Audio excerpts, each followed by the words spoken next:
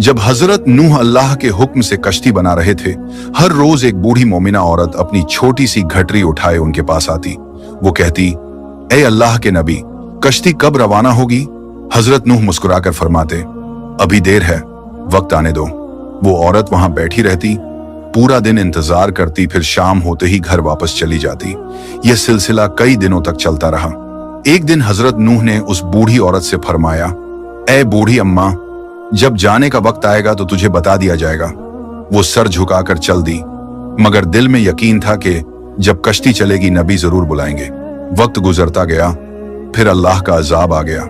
जमीन पर तूफान बरपा हो गया, पानी हर तरफ फैल गया और हजरत नूह की कश्ती रवाना हो गई। लेकिन हजरत नूह उस औरत को बुलाना भूल गए। जाहिरी तौर पर ऐसा ही हुआ। तूफान थम गया, समंदर की लहरें रुक गईं। कुछ वक्त बाद हजरत नूह के दिल में ख्याल आया कि चलो उस शहर को देखा जाए जहां से सब कुछ शुरू हुआ था। वो कश्ती से उतरे और शहर की तरफ चल दिए।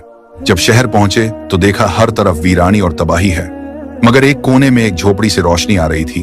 एक दिया जल रहा था। हजरत नूह हैरान हुए, इतना बड़ा तूफान आया, सब कुछ डूब गया, लेकिन यह दिया कैसे जल रहा है? उन्होंने जोर से अल्लाहू अकबर कहा। झोपड़ी का पर्दा उठा।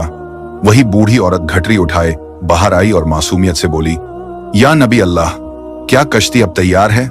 चलें? हजरत नूह की आंखें हैरत से फैल गईं। उन्होंने पूछा, ऐ बूढ़ी अम्मा, तुझे कुछ भी पता नहीं चला? औरत ने सादा दिली से जवाब दिया, क्या नहीं पता चला या नबी अल्लाह? हजरत नूह बोले, इतना बड़ा तूफान आया, दुनिया डूब गई, बारिशें बरसीं, लोगों पर अजाब आया और तुझे कुछ खबर नहीं? वो औरत मुस्कुराकर बोली, या नबी अल्लाह, एक दिन बादल थोड़े गरजे थे और हल्की सी फुहार पड़ी थी, बस।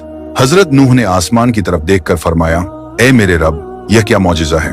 तब अल्लाह ताला ने उन पर वही नाजिल फरमाई, ए मेरे प्यारे नबी, इस औरत के दिल में तुम्हारी मोहब्बत थी और तुमने इससे वादा किया था कि जब कश्ती रवाना होगी तुम इसे ले चलोगे।